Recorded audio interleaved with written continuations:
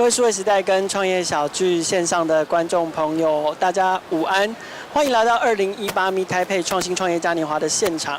我是 Meet Taipei 的策展人，我是凯尔。那今天呢，我们很高兴有这个机会在 Meet Taipei 的现场，我们可以有现场直击，有直播的时段，可以把我们的节目透过线上的方式直接带给大家。那我们在这一段的直播呢，我们想要来谈谈的是国际的创新创业育成这样的资源跟主题。那我们在现场呢，很荣幸的邀请到4个来自国际还有本地的创业者的代表来跟我们聊一聊一些看法。我们只有20分钟的时间，非常的宝贵，所以呢，我先请他们依序的快速的自我介绍，然后我们很快的就进入主题。We have 4 panelists today, and I would like to invite you guys to have a short introduction for like 10 to 20 seconds. So would you like to do it first, Christian?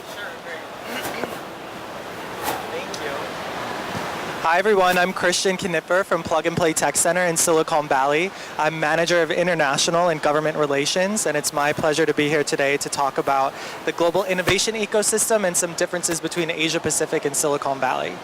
Okay, so Dennis?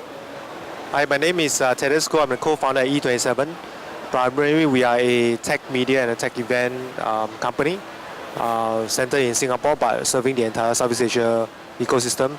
So I'm here today to share about Southeast Asia. Okay. My name is Toshihiro Kishihara. Come from Fukuoka, Japan. I'm CEO of Startup GoGo.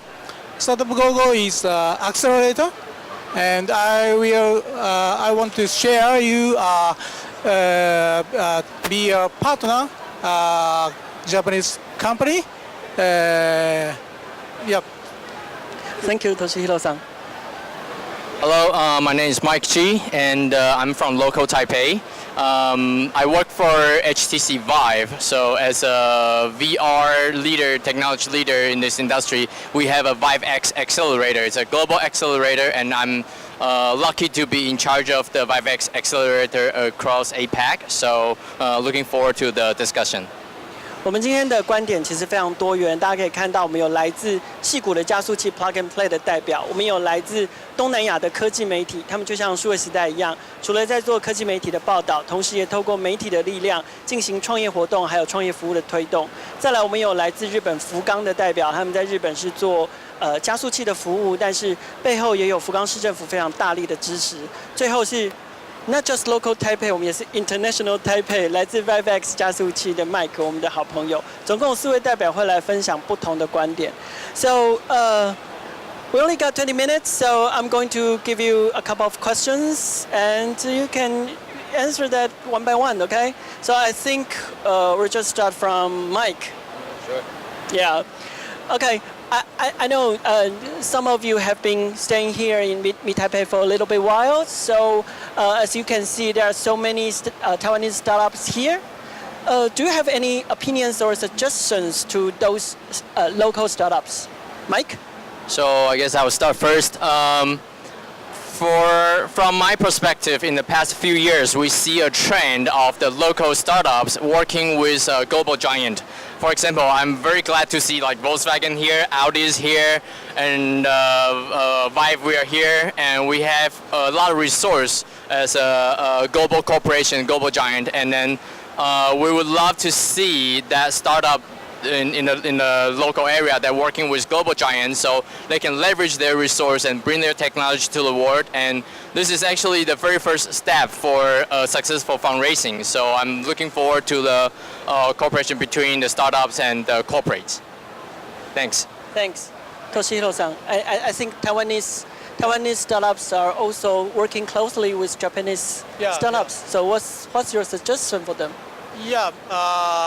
I think Taiwanese startup good at the combination hardware and software, and Japanese big company want to collaborate such kind of latest good startup. Yep, thank you. Thanks. And Titus? Hi. So been here for about for the last 6 years or so. So I've seen a lot of growth here in this market. And I think at Meet Taipei is where finally we see the actual startups working with a lot of the local corporates, a lot of local giants to accelerate their business for the global market. There's a lot of exciting things that is happening in Southeast Asia. So I'm so hoping to see more companies stepping out of their comfort zone after they are done with the Taiwanese market, stepping out into the global markets and considering, entering Southeast Asia as one of their landing base as well. Yeah. Thanks. Yes, so I completely agree with everything that was just said before me. There's definitely huge opportunities for Taiwanese startups to work with corporations throughout Asia Pacific, Japan, Singapore, Southeast Asia, but also worldwide. I think Taiwanese startups have great technologies. There's great talent in Taiwan. And so there's lots of opportunities even in Europe, United States to form partnerships and really go out, as you said, so choo-choo, right, to other markets. I think some of the startups I saw here today at Meet Taipei are really good, some great ideas and technologies. Maybe need to work a bit more on the business model and decide how are you going to commercialize that? How are you going to make money? Who are you going to sell to? I think these are the types of questions that a lot of Taiwanese founders need to start asking themselves maybe more early on so that they can go from a technology to making it into a real business and going to conquer those global markets like we said.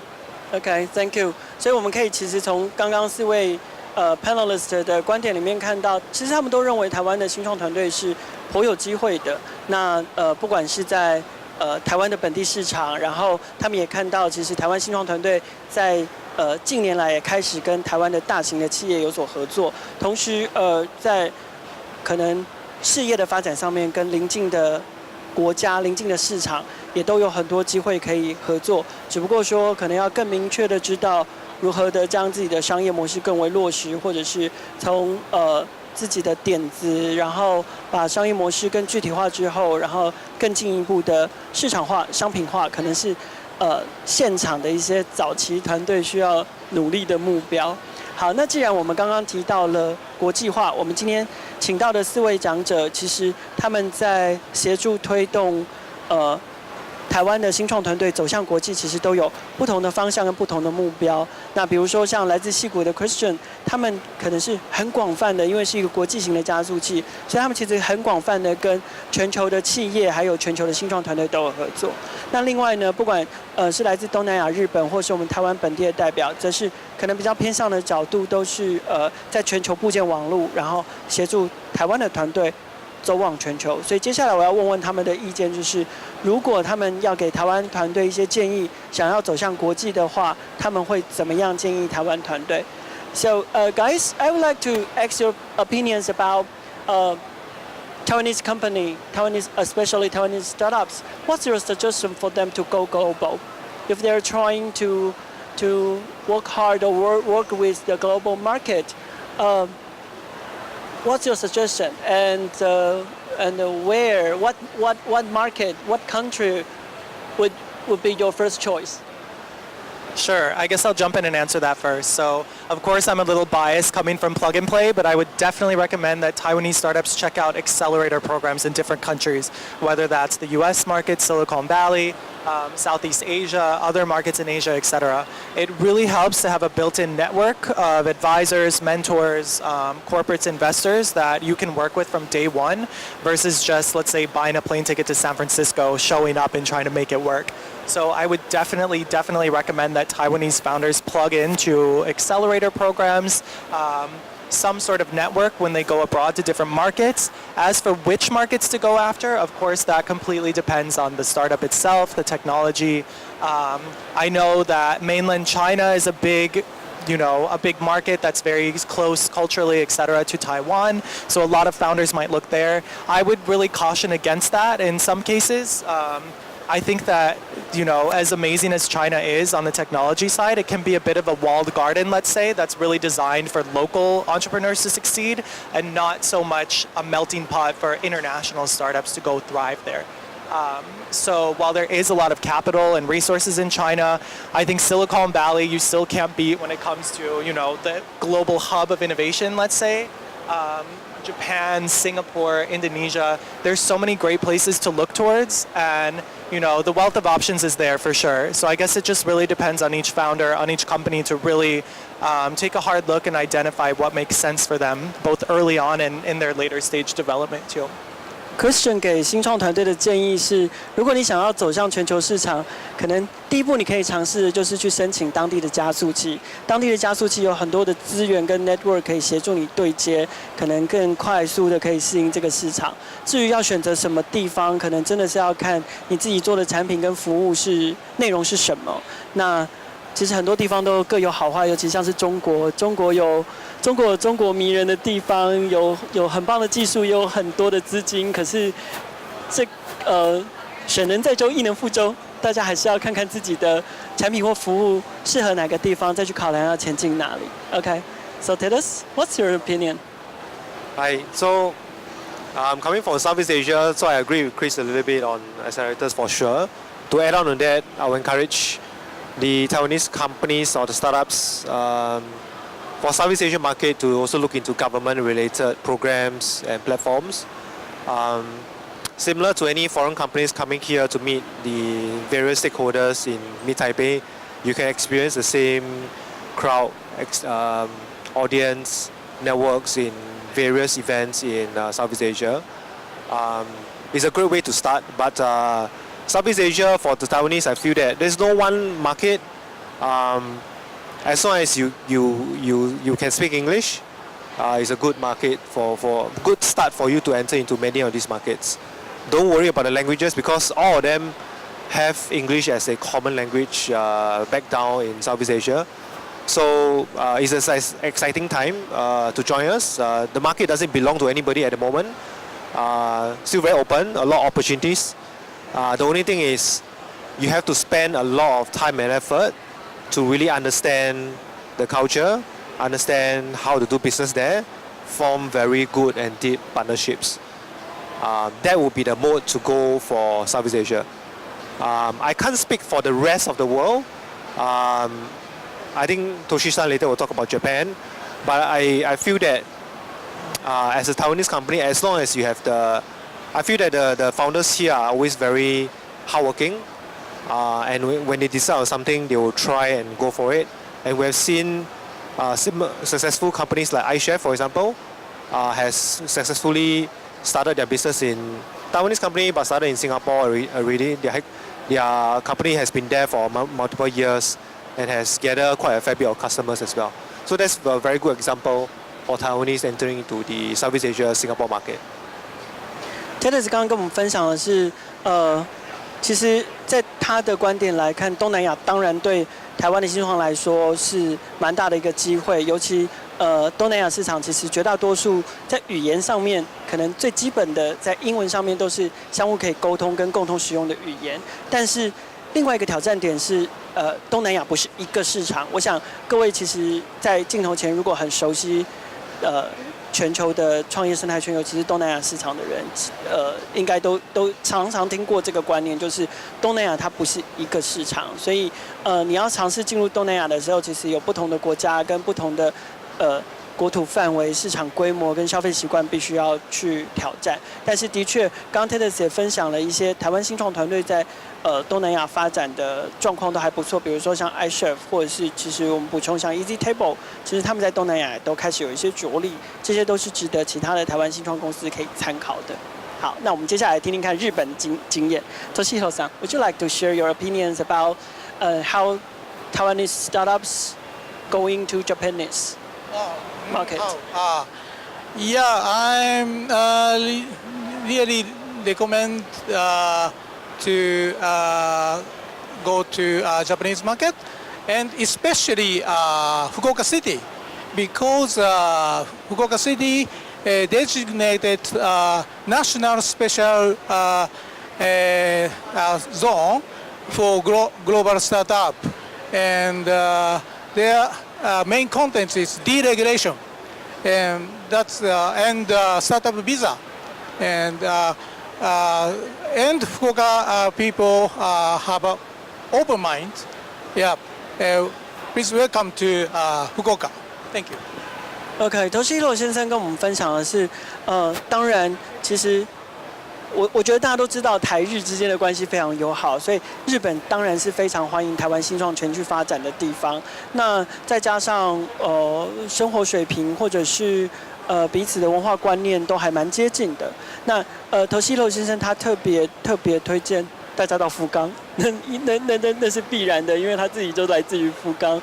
那为什么呢？其实当然不只是因为他自己私心推荐，福冈市政府在扶植，尤其海外新创的部分，其实是非常友善的，包括空间、包括计划，然后还有创业家签证，都非常的礼遇国际就是国外的新创。然后另外有一点就是说，如果对于福冈市政府福冈这个地方熟悉的朋友，应该会发现福冈相对来说蛮多国际友人，就是蛮多外国朋友的，所以福冈这个城市呢特别的国际化，然后对外国人也特别的友善，这也是为什么其实很多外国的新创团队会就是非常乐意前往福冈去创业的原因。那再来还有一点就是说，也是因为福冈是一个相对国际化的城市，所以他们的英文使用率也比较高。